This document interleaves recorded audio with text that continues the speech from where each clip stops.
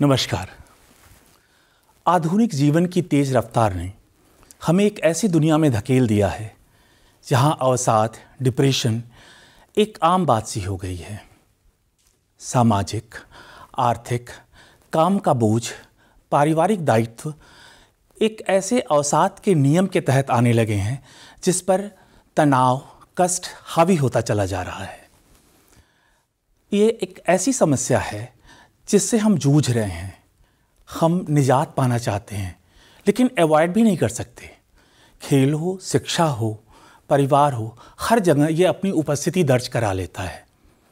युवाओं में बढ़ता अवसाद, उनके कारण और निवारण, ऐसी समस्या कार्यक्रम में आज हम बातचीत करेंगे प्रोफेसर नलिनी श्याम कामिल जी से, अंग्रेजी विभाग, महात्मा गांधी काशी विद्यापीठ जी से।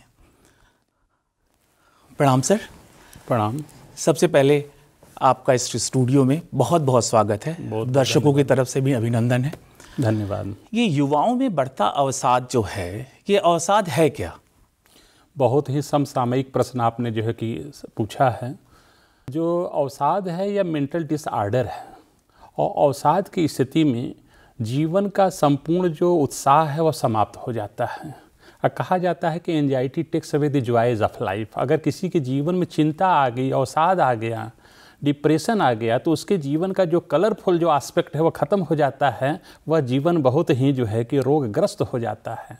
व्यक्ति जो है कि नॉर्मल से एबनॉर्मल व्यवहार करने लगता है। और यह युवाओं में, आज की पीढ़ी में अत्यधिक देखने को मिल रही है। ये युवाओं में ही इतना ज़्यादा क्यों अवसाद का कारण बन रहा है? किस वजह से बन रहा है? मतलब जो पहले भी तो लोग चिंता करते थे, लेकिन अब युवाओं में कुछ ज़्यादा ही इसमें देखा जा रहा है। देखिए, कहा जाता है कि फर्स्ट डिजर्व देन डिज़ायर। पहले आप जो है योग्य बनिए, फिर जो है चीज़ों की कामना करिए। आज ऐसे चीज़ों का अभाव देखने को मिल रहा है।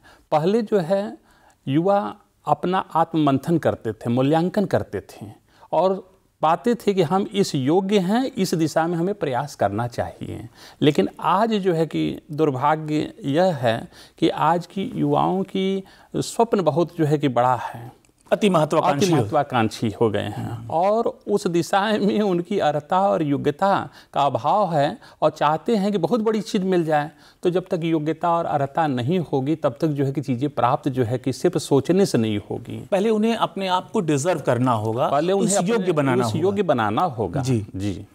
और जब तक योग्य नहीं बनाते हैं तब तक जो है कि सिर्फ सोचने से, क्योंकि विशेष कैन नॉट बी हार्सेस, सोचने से ही जो है कि हर चीज़ प्राप्त नहीं होगी। पहले अपने उसको सुपात्र बनाइए, सुयोग्य बनाइए, पहले काबिल बनिए। चीज़ें अपने आप स्वतः फिर मिलेंगी। जी। सर, आपसे ये भी बात करना है, जैसे योग्य बनाने की बात हुई, तो ये योग्य बनाने में कहीं उनके माता पिता का हाथ, किस परिवेश में कैसी परवरिश हो रही है? कहीं कभी कभी ऐसा होता है मेंटोर या पेरेंट्स जो होते हैं, जो उनके सपने नहीं पूरे हुए, वो अपने बच्चों के अंदर वो सपना देखने लगते हैं।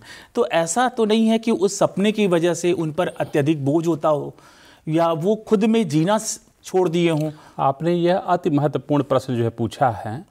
और सामान्य तौर पर देखने को मिलता है कि माता पिता के अपने समय में बहुत बड़ी माने उम्मीद रही है, अपेक्षा रही है कि हम जीवन में यह चीज़ प्राप्त करेंगे, लेकिन किसी कारण से वे प्राप्त नहीं कर पाए तो सोचते हैं कि मेरा जो बेटा है, बेटी है, वह उसे प्राप्त करके दिखावें। लेकिन वहाँ पर यह चीज़ का ध्यान देना अति आवश्यक है कि उसे देखना चाहिए कि मेरे बच्चे का इंटरेस्ट किस एरिया में है, क्या वह कैपेबिलिटी है कि नहीं है, क्षमता है कि नहीं है। उस अनुसार उसे उस दिशा में जाने के लिए प्रेरित करना चाहिए। अगर इसको नहीं देखे, पता चला कि बच्चा आर्ट्स डिसिप्लिन में बहुत अच्छा कर सकता है, लेकिन माता पिता चाहते हैं मेरा बच्चा डॉक्टर बने और डॉक्टर उस फील्ड में उसकी जो है कि कैपेबिलिटी वैसी नहीं है, तो परिणाम जो है कि निराशाजनक ही होगा।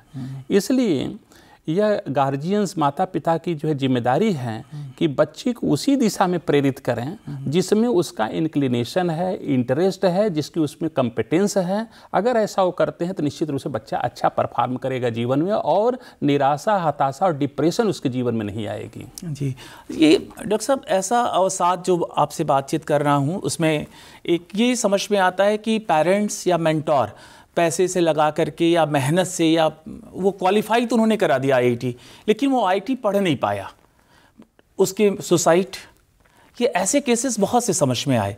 तो ये अवसाद, ये डिप्रेशन का क्या कारण हो सकता है कि वो उसका दिमाग उस योग्य नहीं था या उसके माँ बाप बना नहीं पाए, लेकिन वो IIT तो क्वालिफाई किया, उसके बाद वो आगे कैरी ऑन नहीं कर पाता है।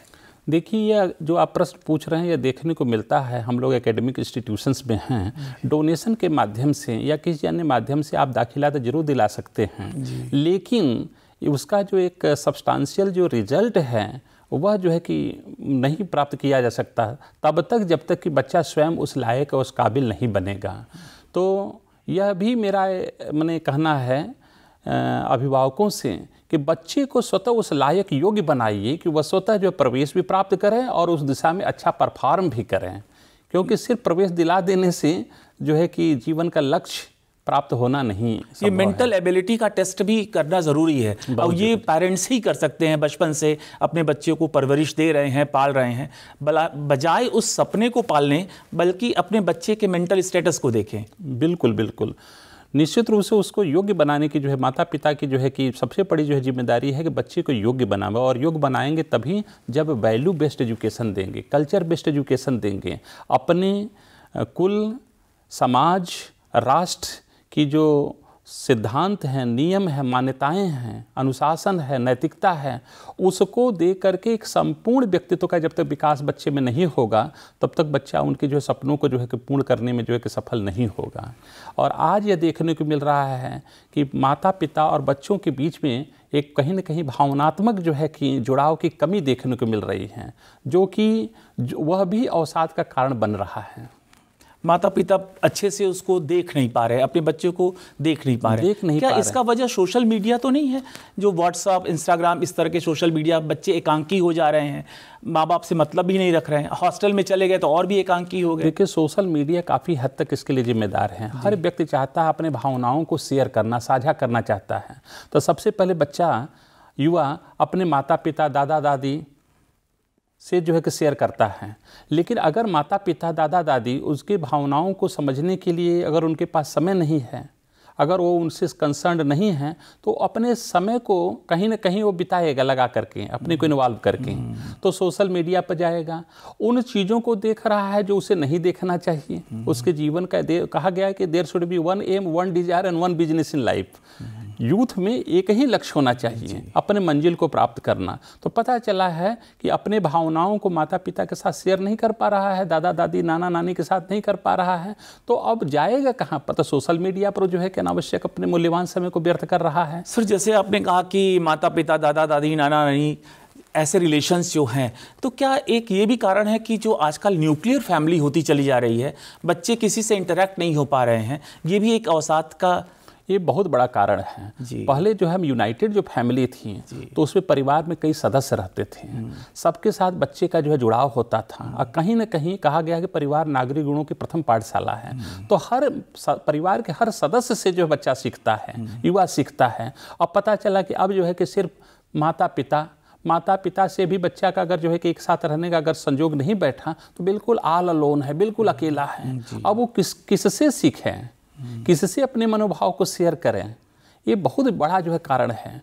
पूर्व में जैसा आपने कहा, अवसाद तो नाम ही नहीं था, शायद किसी को अवसाद जो सुनने को मिलता था, इसलिए कि हम यूनाइटेड फैमिली में रहते थे, संयुक्त परिवार में रहते थे, ज्वाइंट फैमिली में रहते थे, तो सारे प्रॉब्लम तुरंत सोल्यूशन हो जाता था। अगर हम माँ बाप से नहीं शेयर कर पा रहे हैं किसी कारण से, तो हम दादा दादी से कर लेते थे, हम अपने चाचा चाची से कर लेते थे, और कहीं ना कहीं वो जो है कि सोल्यूशन मिल जाता था। आज इस चीज़ का अत्यंत अभाव है। जी, दरअसल पहले की, जैसे आपने कहा दादा दादी, चाचा चाची, या पहले ये यूनाइटेड फैमिली, पहले के लोग भी चिंता करते थे, चिंतन भी करते थे। जैसे किसी बच्चे की कैरियर है, किसी बेटी का विवाह है, बहुत बड़ा प्रोग्राम है, सोशल है, समाज है, पंचायत है, तो ये भी तो चिंता होती थी। ये चिंता डिप्रेशन में कब बदल जाता है, अवसाद में कब बदल जाता है, ये पता ही नहीं चला। और अधिकतर युवा वर्ग इससे ज़्यादा घिरा है। पहले भी जो युवा वर्ग के लोग थे वो नशे के शिकार हो जाते थे, तो दादा दादी बैठ करके उनको हल करते थे, वो चिंता करते थे, चिंतन करते थे, ये कैसे प्रॉब्लम आया है सामने, तो ये प्रॉब्लम को कैसे हम सॉल्व करें। लेकिन आज भी युवा उसमें घिरा हुआ है। तो इसमें आप क्या बताना चाहेंगे सर हमारे दर्शकों को कि ये चिंता या चिंतन कब अवसाद में परिवर्तित हो जाता है, ये हमें नहीं पता चल पाता। देखिए, मनुष्य कहा गया एक सामाजिक प्राणी है। जो समाज में रहता है, परिवार के साथ रहता है, समाज के सदस्यों के साथ रहता है, तो उसकी समस्याएं अपने आप जो है एक दूसरे से वार्ता से जो है कि वो हल हो जाती हैं। तो आज सबसे बड़ी बात युवाओं में यह है संवादहीनता, लैक ऑफ कम्युनिकेशन। और लैक ऑफ कम्युनिकेशन जब होता है तो हमारे मन में क्या चल रहा है, सार्थक चल रहा है कि निरर्थक बातें चल रही हैं, आधार युक्त हैं कि निराधार हैं, ये मेरे अंदर ही अंदर वो हमें जो है कि कहीं न कहीं उसकी चर्निंग है, ये आत्मचिंतन की वजह चल अंदर ही अंदर चल रहा है। अब वो हमको अंदर ही अंदर परेशान कर रहा है। जब हम संयुक्त परिवार में रहते हैं, समाज के लोगों के साथ रहते हैं, तो कहीं न कहीं उसको हम अपनी भावनाओं को जो है अभिव्यक्त करते हैं।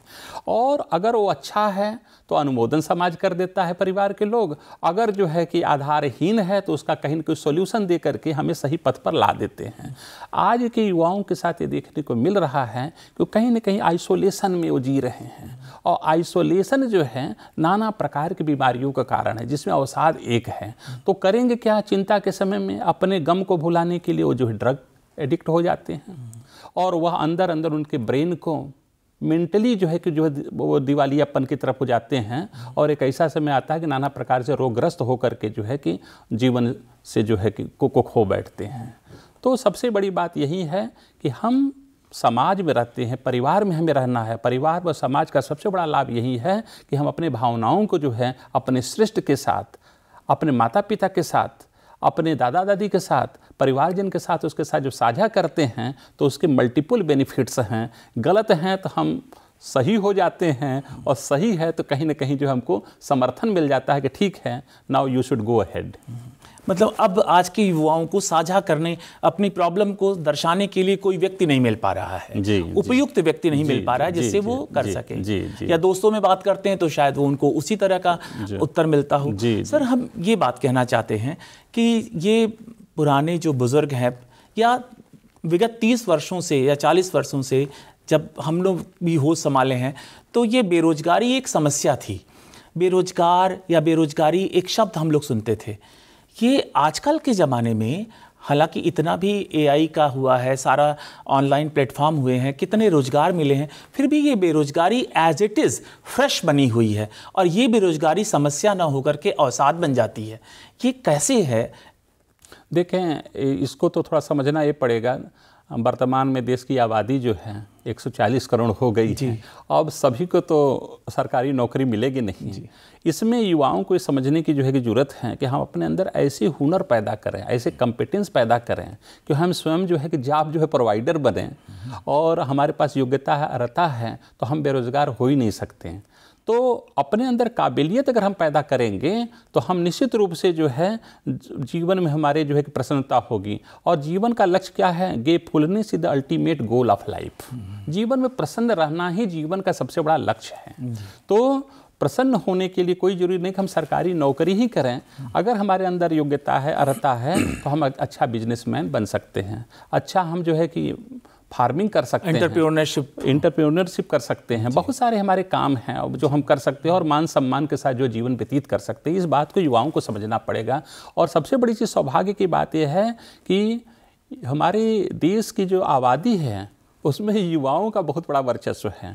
अगर हम सब लोग मिल जाएं तो united we stand and divided we fall, we can move the mountain. हमारे युवा अगर एक साथ होकर, समवेत होकर, संयुक्त रूप से अगर प्रयास करें तो निश्चित रूप से जो है असंभव को संभव कर सकते हैं। और देश को, अभी हमारे माननीय प्रधानमंत्री जी की जो है योजना है कि देश जो है 2047 में विकसित भारत हो, उसमें अगर युवा अगर संयुक्त रूप से प्रयास करें तो निश्चित रूप से प्रधानमंत्री जी के इस लक्ष्य को भी प्राप्त करने में जो है कि बहुत जो है कि सहायता मिलेगी। बहुत बहुत धन्यवाद सर, आप आए और हमारे स्टूडियो में दर्शकों को इतना अच्छा वक्तव्य दिया। अंत में आप दर्शकों से क्या कहना चाहेंगे? दर्शकों को यही मैं कहना चाहूँगा कि देखिए, labour is always paid and rewarded. अगर हम कार्य करते हैं तो निश्चित रूप से उसका जो है कि वो प्रतिफल मिलता है। इसलिए हम अवसाद में रह कर के कोई कार्य को न करें। हम अपने कार्य को पूरी शुचिता, ईमानदारी, सत्यनिष्ठा से करें, और निश्चित रूप से हम अगर करते हैं तो हम जीवन में सफल होंगे और हमारा जीवन जो सुखमय होगा और जीवन के लक्ष्य को हम प्राप्त करेंगे। बहुत बहुत धन्यवाद सर। धन्यवाद। आप यहाँ आए और हमारे दर्शकों को बहुत अच्छी बातें बताई और युवा के मन में कम से कम ये बताया कि किसी दूसरे को देख करके अपने आप को लाभान्वित करने की कोशिश ना करें, अति महत्वाकांक्षी का शिकार ना हो। आप अपने जो कर सकते हैं 2000% बेस्ट करें, लेकिन किसी दूसरे की नकल ना करें। अवसाद एक ऐसा रोग है, ऐसा विषाणु है जो मन और मस्तिष्क और शरीर सबको खा जाता है। इसलिए आप इससे बचें। तब तक के लिए नमस्कार।